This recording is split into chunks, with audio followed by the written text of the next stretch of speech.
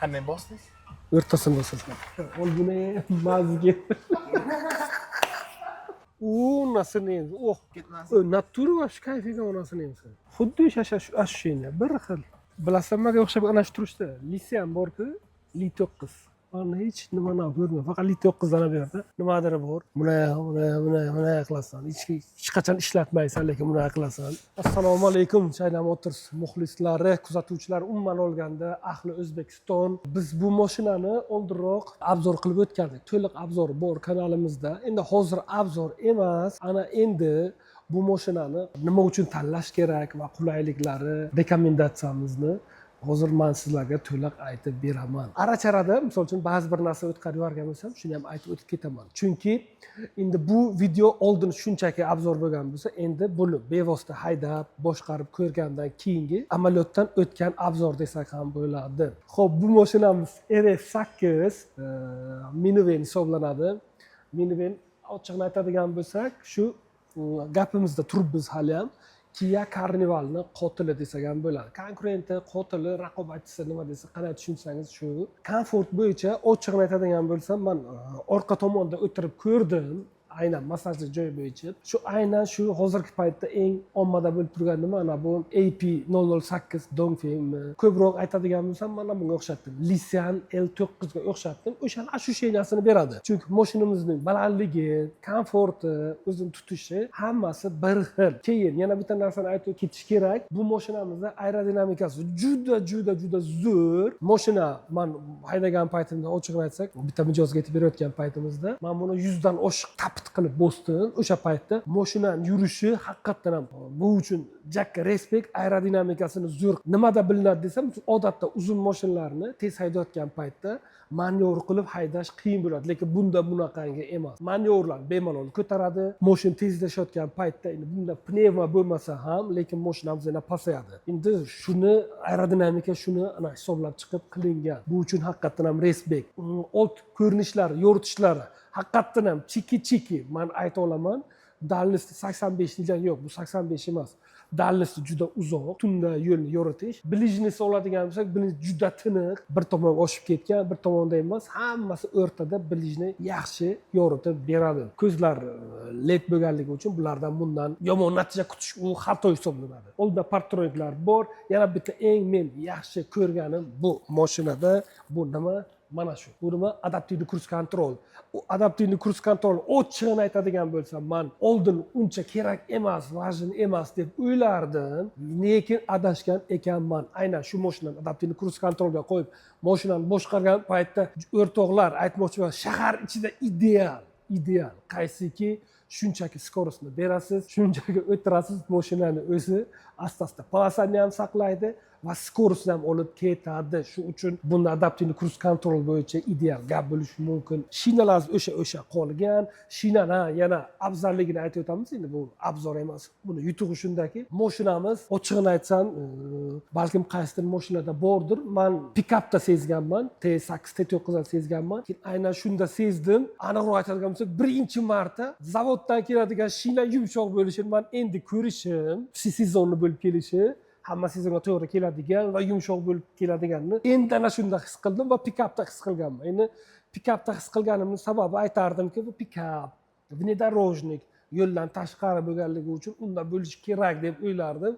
Bu lekin внедорожник emas, shahar ichiga mo'ljallangan, lekin yumshoq balonda aslida buni olasiz, o'zgartirish hech nima kerak emas. Shunchaki o'tirib haydash kerak, tamom. Ichiga to'xtalamiz. Salon hammasini aytganman, hamma joy koja. Unga to'xtalmaymiz. Mashinani o'tirgan paytingizdagi odam o'zini his qilishi, mashinamiz bilasizmi nimaga o'xshab ketadi? Haqiqatan bu minivan, crossover tipida baland. Buni ichida o'tirgan paytingiz, men kim eslab bilsa agar biz bir paytlar Denza degan mashina sotganmiz, Denza qizmi shunaqa sotganmiz. Xuddi shunaqa, lekin elektromobil edi u. Ochig'ini aytsam, men o'shani birinchi hayolimga kelgani shu. Mashina haydagan payti o'sha Denzani ham test drive qilgandik. Uni kattaroq tashkilotga bergandik. O'sha bilan buni bir xil. Men ochig'ini aytsam, mana bu rolga o'tirib mashina boshqargan payt o'sha Denza hayolimga keldi, lekin mana bu yoqqa orqaga o'tirgan paytimizda mana bu yoqqa o'tirib bir kishi haydab mana o'tirib mana qilgan paytimda men nimagadir bilmadim li 9 ni esladim. Misol uchun mashinalar ko'pku, unaqa mashinalar. minivan Carnival bor, yana qaysi bor, Li7lar bo'lishi mumkin, lekin yo'q.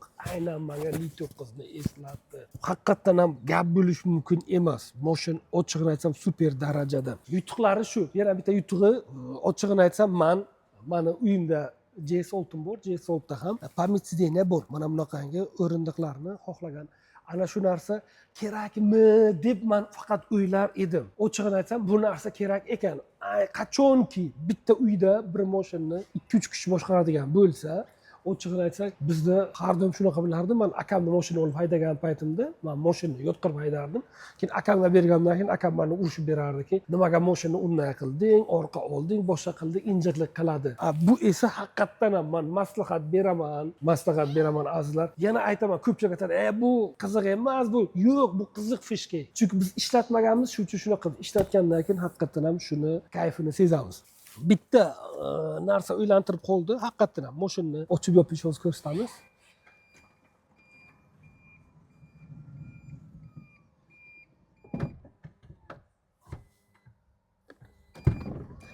Xo'p, ana bu mashinani ochib yopish hammasi avtomat qilib qo'yilgan. Haqiqatan ham uzr, respekt gap bo'lishi mumkin emas. Faqat bitta nonsi borki, ощущение, bu meni fikrim, qo'shilmasligingiz mumkin. Bu ощущение boshda yaxshi ko'rinadi. Misol uchun ko'p haydab yurganingizdan keyin, misol uchun sroch mashinaga ketayotgan paytda bu qanchalik sizga qo'l keladi. Misol uchun balkim sizni asabingizga tegishligi mumkin. Men shuni his qildim. 100% elektronikada bu nima demoqchiman? Endi bunda mexanika raunsi ham bor. Bu knopkada ochib yopish usuli sizga qanchalik to'g'ri keladi, men shoshib turgan paytda sizga xalaqit beradi.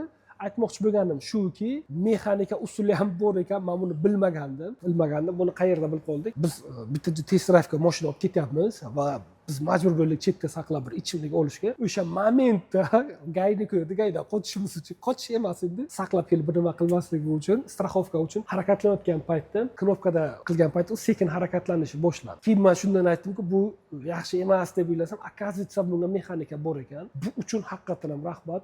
Men olayotgan bo'lsangiz, men tavsiya qilib qolaman, mexanikasida ham ishlating. Bu jakni eslatmaydi, ko'proq buni mana eslatadi. Hozirgi paytdagi Dongfeng 08 ni qaysi edi? Shuni eslatyapti. Hammasi splashno yonadi. Stoplarimiz cheki gap bo'lishi mumkin emas. Qalin, zo'r. Orqada partroniklar bor va zadniy kamera 360 emas, birodar, 540 adashmasam, hamma narsasini olib ko'rsatadi. Endi bularda oyoq bilan harakatlanish funksiyasi bormikin? Yo'q, bularda oyoq bilan mahat qilgan paytda oyoq bilan harakatlanishda ochib yopilarmikin? Qani?